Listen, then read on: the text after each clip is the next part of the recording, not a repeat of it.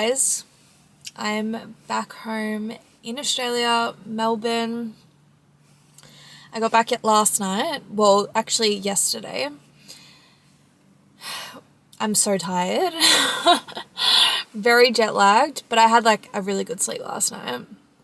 So pretty much my Olympic vlog is not going to be great, purely because there was just so much stuff going on. Like, the experience was insane. Even though I didn't run, like, what the hell? It feels like I have just come back to my normal life, but I don't want it to be my normal life, you know? Like, the Olympic Village was just something so different. You're surrounded by just athletes and staff. Everything is done for you. Like, it's actually insane coming back to normal life. But anyway, this is the start of a new vlog. I'm going to vlog this week. I feel like it's going to be quite interesting just getting back into normal life. I don't have a job to go back to because I'm actually moving to Brisbane in a few weeks. So I don't have a job to go back to. I don't have any training this week either. So I need to keep myself busy, but I also need to get my like shit together, catch up with friends, all those sort of things. Right now I am heading to the chemist to stock up on all of my skincare products and those sort of things. Going to the supermarket and doing a big supermarket shop because all I've been eating the last couple of days since not needing to train is just absolute shit or just not enough food. So I need to get back onto my eating well and fueling my body properly, so then when I do get back to training, I'm all good to go. And then this afternoon, I've booked in a sauna for 2 p.m. So I'll start to get back onto the grind of doing recovery and all those sort of things as well. So then again, when I get back to training, my body is like really good and prepped to go.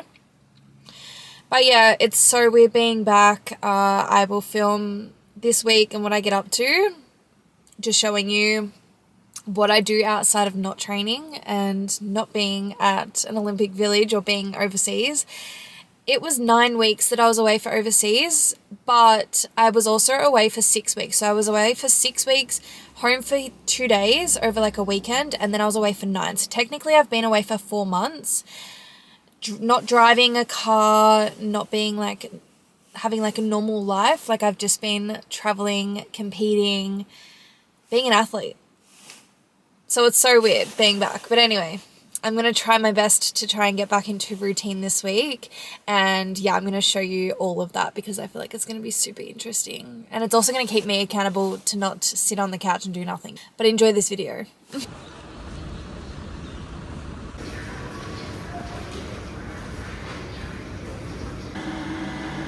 The aftermath of coming home. I'm going to try and attempt to unpack right now. So wish me luck. Heading to the sauna now.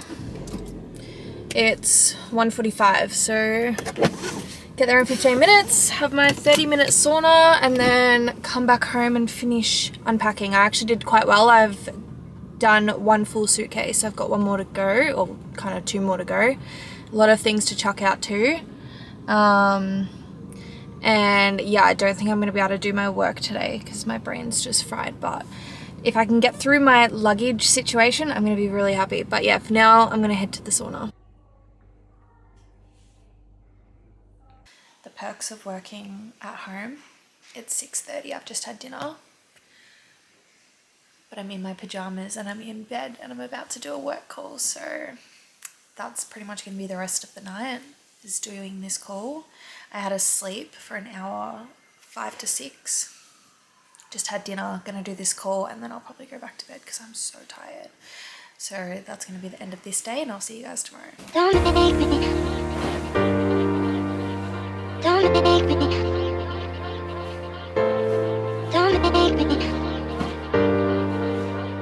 Don't make me.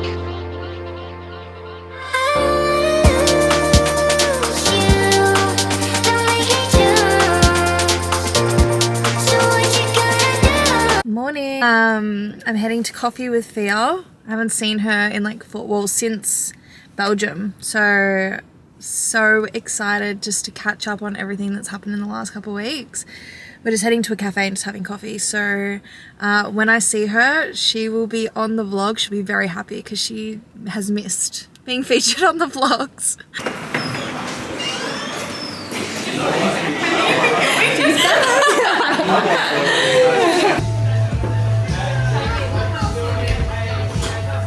Hot. Morning. It is such a bad day. I don't like living in Melbourne anymore. Is my camera dirty? No, it's the mirror. Anyway, I have been sitting on my laptop all morning trying to edit this Olympic vlog because I kind of gave up filming after the second day of being there.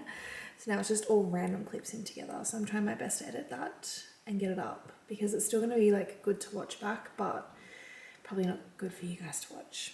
Anyway, I'm having a break from that and we're going to go and get coffee, Joel and I. And then I have no idea what I'm doing for the rest of the day. I had such a good sleep last night. I think I slept like 9 p.m. to 7 a.m. And I also had like 3 naps yesterday. So I am all sleeped out. So I want to do something fun today, but I don't know what. Anyway, I'm going to go and get coffee. I've got a chocolate banana. Was it chocolate banana? Chocolate banana muffin. Yum. So we've just decided to come to Southland, which is like our local shopping centre. I need to get a few things and we're also going to get a drink as well.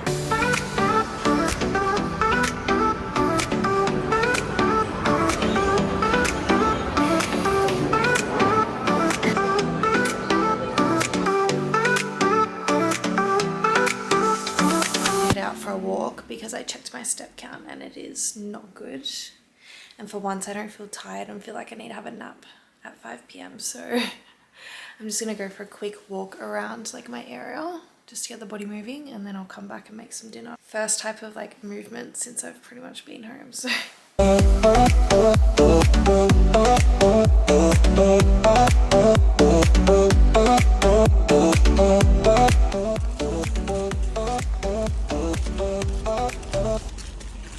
Say hi to the vlog. This is Zach and this is Sadie. Yeah, I forgot my camera, but just heading to coffee number 2. I think I'm gonna get a decaf though because my brain still feels fried from jet lag. But Joel wants to get a coffee because he's awake. Then I'm heading to the sauna. And then I think I'm catching up with Fia again today because Joel's painting at her house. So I'll bring you along and I won't forget the camera.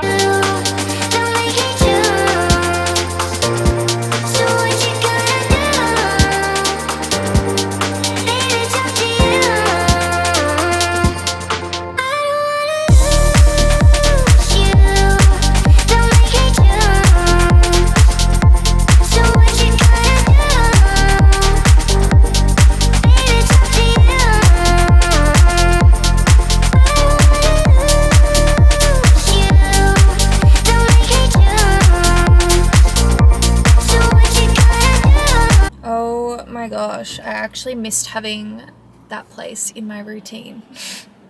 So I did about 20 minutes in the sauna and like just over a minute in the ice bath.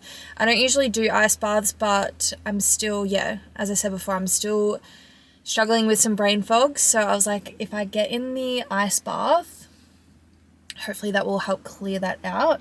But yeah, this week's been good. I'm still struggling a little bit. Sleep's back to normal. Yeah, it's very weird not training and it's very weird being back into normal routine and life. I go through phases where I'm like, I want to be back at the village or I don't want to be here. Could be a mixture of, being away for so long and also knowing that I'm moving in a few weeks. But yes, I'm going to head home now, have some lunch and then probably go and see Fia later on. Time to make lunch.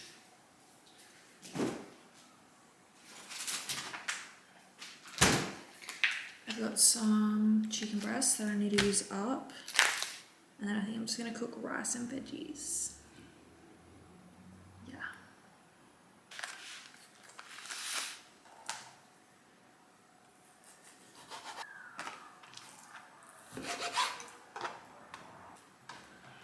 I literally hate cutting chicken. It's disgusting.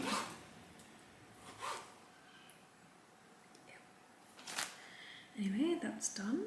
Now we do the rice.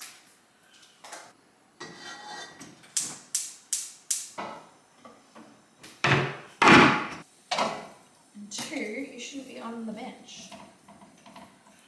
Alright, that's one. Get down. I do control my cat, I swear. Do like mayonnaise.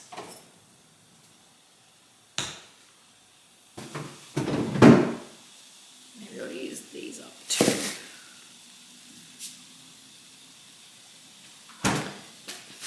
Carrot and zucchini. Mayo. You need to stay off the bench, please.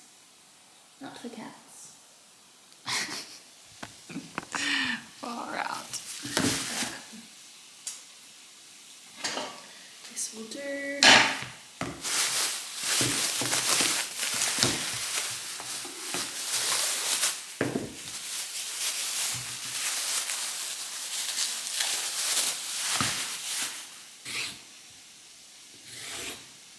I literally hate being alone right now because I've obviously just been with people 24/7 away for 9 weeks. And now there's no one here and I'm like, please come home. I'm bored.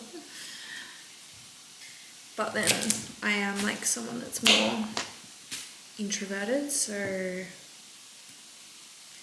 a few weeks I'll be like, leave me alone. I don't want to see anyone or talk to anyone. But right now it's a bit of a struggle.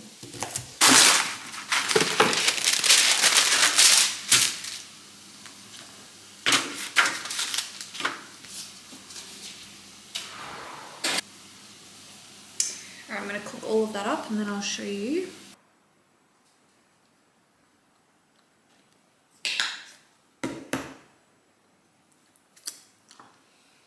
And result, nothing special, sticking to the basics, you can't go wrong. So yeah, we've got rice, chicken, carrot and zucchini and mayo. So I'm going to eat this and then either do nothing or go out. Made it to her house. Oh yeah, they're there.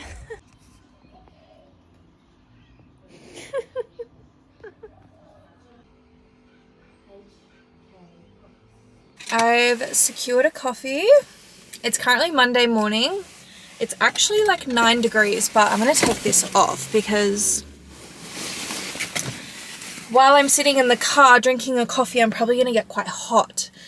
Anyway, I have been editing this vlog all morning and I still have like a little bit that I need to add in. So I thought I would do a question and answer. I put it up on my Instagram couple of hours ago, so I'm going to go through some of the questions. Some of them I'm already answering on Instagram, but I thought it would be good to do it over both because some people don't watch YouTube. So wow, there's actually a lot. All right, first question, how's adapting back to normal life? I've already kind of touched on this in this vlog, but I go through waves of like really being happy back at home and then also being sad that I'm not at the village anymore. The village was so different because you're surrounded by thousands of athletes over all different sports, but they're there because they are the best in the world, right? Or the best in their country. And they're there to try and be the best as well. So everyone's eating well, exercising, being at their top performance because they're at the Olympics. So being surrounded by people who are just like positive, healthy, like wanting to achieve like the highest goals possible is just so different to being in normal life. Another thing is like every second person that you walk past looks at you. They're looking at you, they're looking at what country you're from. They even stop and ask you questions of like what sport that you do, what your name is, all those sort of things. So people are actually genuinely interested in you as well, which in normal life, that just doesn't happen. And the other thing would be is like everything in the village is pretty much free. So every single day we had stuff to do. There was a free hair salon, nails, like heaps of cafes, just free stuff. Bakeries, obviously the food hall. You could go to the sports and watch them for free too, which was outside of the village, but it still felt like it was in. So yeah, it is really weird adapting back to normal life. I don't know whether I'm liking it or not, but I also think that like I am moving in a few weeks as well. So being in Melbourne where it's cold, I know that I'm not going to be here for much longer. It kind of doesn't feel like I should be here. So settling back in is like a little bit weird. Like it's good, but then it's also weird because you've gone from like somewhere that's so different to normal life to then being back in your normal life, but also being back in your normal life that's not going to be normal in a few weeks' time. So yeah, I'm kind of struggling to adapt a little bit, but I think once I do move to Brisbane, I'll be back into routine. I won't be like jet lagged still, and I'll be training again. So my routine will be pretty much back to normal and I will feel more like at home. A few people saying like, well done, thank you. Where are you traveling to next? Obviously I'm moving to Brisbane, so that's the next travel plans. I need to see my coach to decide what we're sort of going to do for the season to where we're going to travel, but pretty much I'm really wanting to do the indoor season in Europe or America. So that's like pretty much doing 60-meter indoors, which I think is going to be my next goal that I'm going to strive towards and focus on a little bit more. So that happens when our Australian season is happening because we're opposite to them. So our summer season is when they're doing their indoor season, which is like their winter season, and when our winter season is happening, their summer season's happening. So our season runs over so long because we kind of have to do both. But I think that's what's going to be my next travel plans. In terms of like majors next year, there's 3 that I want to achieve and make. It's World Indoors in China, World Relays in China, and World Championships in Japan. So there is going to be a lot of travel next year with 3 majors in the 1 year, but it's kind of good that they're all in like the Asian sort of countries, so don't have to like travel all the way to Europe and back, etc. Whereas this year I had like a few comps in like America, Europe, New Zealand, so I was a little bit all over the place and trying to adapt to time zones, but hopefully I won't have to do that this time. How often do you lift? It depends on when I am in my season and pre-season. Usually I don't do any more than 2. And when I'm like in the peak of my season, sometimes I don't even do any in like the week. So yeah, I would say 1 to 2 sessions a week. A lot of our track sessions are based off strength as well. Like we do resisted training, and that is like based off resisting weight while you're running. So again, you could classify that as a strength training session as well. But in the gym, proper strength training, 1 to 2 sessions, sometimes none. It just depends. Do you do cross training, or what do you do to mix up your training? Not really. Like, all right, I'm just going to say like my week in general. This is obviously going to change based off if I'm in the season or out of the season. But this is like general what my week would sort of look like. So I would do 3 to 4 track sessions a week, 2 gym sessions a week, 1 Pilates session a week. That's it. Yeah, that's all I can sort of give to you with that answer, I guess. Where do you see yourself in 5 years? Keep on smiling and stay positive. Thank you. So where I see myself in 5 years, I'm hoping that 5 to 6 years time will be sort of when I'm coming to the end of my career. So at the moment I'm 25 years old. I turn 26 in November, and ideally I would like to keep on running until I'm like 30, 31. So in the next 5 years I would like to achieve, obviously, making a majors in the indoor 60 meters. I would like to be the Australian record holder for the 60 meters. I want to compete individually in the 100 meters at World Championships, Commonwealth Games, and the Olympic Games. In terms of goals for the relay, it's just making sure that I am in that like starting 4 always and just trying to break the Australian record as much as we can. Are you single? No, I have been in a relationship for 4 years. His name is Joel. We live together, and yeah, we're moving to Brisbane together. Yeah, no, I'm not single.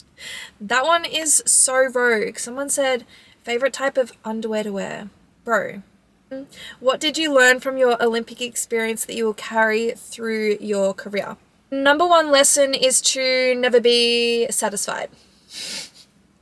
Never think that you are safe, or never be satisfied with where you're currently at, because it can be taken away like that. I went into the Olympics thinking that I was going to make the 100 meters, and I missed out by 3 spots in the world, and 2, thought that I would be 100% in that relay team because we had broken the Australian record twice. I ran one of the fastest splits at the world relays, and I had like all of my sort of achievements this year, I thought got me into the team. And it really just showed me, also being in the Olympic experience, that is where I belong. It's where I want to be. I kind of learnt from Worlds last year, was me being like, all right, I really want to knuckle down and I want to be here every single year. And it's the same with the Olympics. It just showed me that I want to work hard for the next 4 years and make that Olympics in LA 2028. And I want to be in that 100 meters. I want to be in the 4x1. How did you support your teammates after you changed your role in the relay team? Honestly, we have such a good bond, us relay girls. It didn't change anything. I hope it didn't change my friendship with the girls either, but I obviously was sad and upset, and it was hard for them to adapt as well because I had been in the team, and also hard for the person that stepped in my position as well. And I cherish the girls' friendships and our bond that we've created together as a relay team, to still be at 100% health and ready to run in case something did happen, and to support the girls and act as if I was in the team running. Obviously that was really hard for me, and I hope that it didn't come across too much onto the girls and their performance, but it didn't change much, just apart from that I wasn't running. What advice would you give to other athletes facing unexpected setbacks? Keep reminding yourself of your goals. Things can always be adaptable. So whether this is a setback of injury, you can always adapt and change your training to still get the work done. Any work is going to still get you some really good results in the future. So you doing a bike session instead of a track session is still going to allow for you to keep up your fitness, to keep moving your legs as if you are running without putting force through the ground. Gym stuff can be adaptable and changed. You just have to have the right support and network that's going to help you with that.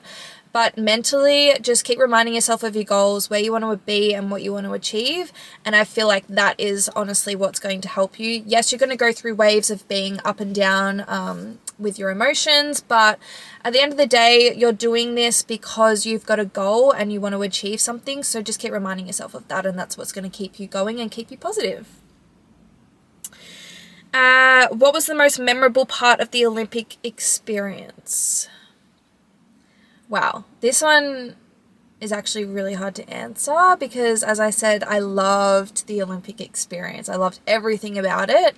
Yes, I didn't run, but I think it would have been more magical if I did run. The closing ceremony, yes, it looked amazing, but it wasn't that great. I would say us, like Aussie athletes, made it so amazing because we just have such good team spirit. We made it fun for ourselves. We all got around each other, played music and stuff beforehand and also afterwards. Gosh, there's a lot. There's not really one thing that was memorable. The whole experience was amazing for me. Yes, it was obviously emotional as well, and there were some days where I was like really down and depressed, but the whole experience, looking back on it, is so memorable and amazing. At the closing ceremony, when all of the streamers came down and the fireworks were going off, that was really special. And we had like a little after party with the Aussie athletes afterwards, and that was so fun. And that was probably like an experience that I will like always remember. The Qantas charter flight on the way home was also really memorable too. Coming back into Sydney and seeing all of those people. I'll try and insert some footage. The crowd of people and all of the media and everything coming out of that plane after being on the plane for 17 hours. We did stop off in Perth, but we didn't really see anyone in that time because we all had like private areas that we could walk through security without seeing like general public people. So yeah, opening the doors and walking out of that aeroplane after like 17, or actually it was more than that. We would have been about 20 hours in travel at that point, and seeing like cameras flashing, interviews going on, music playing, family and friends, like seeing people there. It was like, that was also really memorable and magical as well. Do you live in Melbourne? Yes, I do. I'm moving to Brisbane in a few weeks' time. Roughly, how much did overseas racing and Europe and the Olympics cost? Now, it's going to be different for everyone. I went and did a few weeks before joining the Australian team at our staging camp. That cost about $5,000 to $6,000. I do get a little bit of it back from Athletics Australia with my flights and stuff, and also like winning races over there and placing in the top 8, you get a lot of prize money back. So mainly like, with all of that back, I'm going to say $3,000 to $4,000, and that's just purely just like Airbnbs and spending money because my flights and stuff were covered. So we'll go with that. What made you move coaches? I had been with my coach for 6 years and just felt like I needed a change.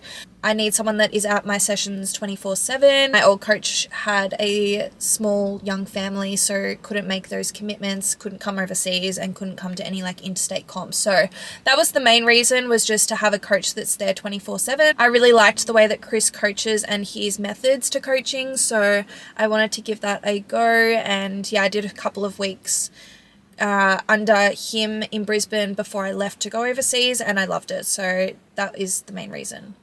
What AFL team do you support? Bulldogs. Sorry, mum and dad. I grew up going for the Hawks because my family goes for them, but I have friends that play for the Bulldogs, so I now go for them. How do you deal with race day nerves? This doesn't happen like too often. I'm quite a chill person on race day, and I find that when I'm not nervous is when I run really well. But there is going to be some times when you are nervous, and I think it's just embracing it, use it as energy to get you up and about and to get you running fast. Nerves aren't a bad thing. They're always a good thing. It's just about knowing how to handle them and not letting them freak you out. All right, I'm back. It's now the afternoon, but I have 10 minutes until I have to be at my next appointment. So I thought I would go through some of these questions. There is so many, so I'm not going to go through all of them, but I'll go through like the main sort of ones that people will want to know. How many weeks off can you take from training without losing speed and strength? In my opinion, like doing absolutely nothing, 1 to 2 weeks. But then I would say like you then start to need to do something. So I've pretty much had like 2 weeks of doing nothing, and I'm starting back Pilates and just like lighter stuff this week, and I won't start track stuff for like another 2 to 3 weeks. So yes, I'm not going to be 100% straight back into it and running the same speeds that I was, but to be honest, that's what like a pre-season is about, building and gaining more strength and experience and all that sort of stuff. So I would say, yeah, you're not going to go 100% back into like the speed that you were running with that amount of time off, but you can definitely get away with like not doing something for 2 weeks and not losing everything completely, if that makes sense. As an athlete, what's your go-to food and what do you avoid eating all the time? Now, I think this is completely different for everyone. It's very person dependent. I more stick away from like breads and oats and those like heavy carbs in the season, and just more stick to like rice and potatoes as my carb source, and like rice cakes. But like, that's not to say that you shouldn't eat them at all. I just find that my body works best without that stuff, because you can become quite inflamed and like hold a lot of water retention from those foods. My favorite food in general, whether it's like in season or not, would probably be like, I love Thai food. That's my favorite cuisine. But like food wise, probably just pasta, even though that's Italian. But like, yeah, food wise, pasta, cuisine, Thai. Favorite beach that I visited, Bahamas. You can't go wrong. I was lucky enough to go there for World Relays this year and it was incredible. And there's a lot of questions that I can't answer on here, so I'm really sorry, guys. The cost of being a pro athlete. In athletics in Australia, track and field, the money is very limited unless you have sponsorships. So yes, it does cost a lot of money. I would say this year it probably has cost me about 10 grand, especially with like doing interstate runs and stuff. None of mine were covered this year because I wasn't placed in the top 6 in Australia from last year going into this year. So even though I won a lot of races and like got ranked up into 3rd this year, it didn't matter. I still had to pay for everything, so that was kind of annoying. How long after you landed did you find out that you weren't selected? So for those who don't know, I wasn't selected in the top 4 for the relay, like the starting 4 for the relay at the Olympics. And I was told at our staging camp, which was 2 weeks before the Olympics. But I obviously just didn't announce it until like on the day, because you just never know, like people could have got injured or sick or just like couldn't have run based off like how they pulled up from their individual races. So that's why I announced it the day of. But yeah, I knew 2 weeks before. How did you think that you went at the Olympics? I didn't run. I met you at the Bahamas. You're a great girl and a great athlete. Keep on smiling and working towards it. Thank you. Where are you moving to? I'm moving to Brisbane. I'm not saying specifically where. What's your height? 163 centimeters is what I thought, but a lot of girls, when we were away, we had like a trivia night, and people had to guess my height because I was the shortest on the team, had to guess my height based off the tallest person in the team. And a lot of people were like, no, you're not 163 centimeters, you're shorter, because they were saying like I'm 100 and whatever centimeters and you're like not that much shorter than me, or you're like much shorter than me. So anyway, I thought I was 163, but who knows. How did you like Europe? I love Europe, but there honestly is no other place like Australia. Like, I love living in Australia. It's just so different and easy, and yeah, I just love Australia. Anyway, that is going to be the last of the questions that I answer and the last part of this vlog. So thank you so much for watching. If you want to know any other questions, just leave them in the comments below. Like and subscribe. I will see you in next week's video, which is now this week because it's Monday. So if you want to see what I get up to this week, then stay tuned for my next vlog. Bye guys.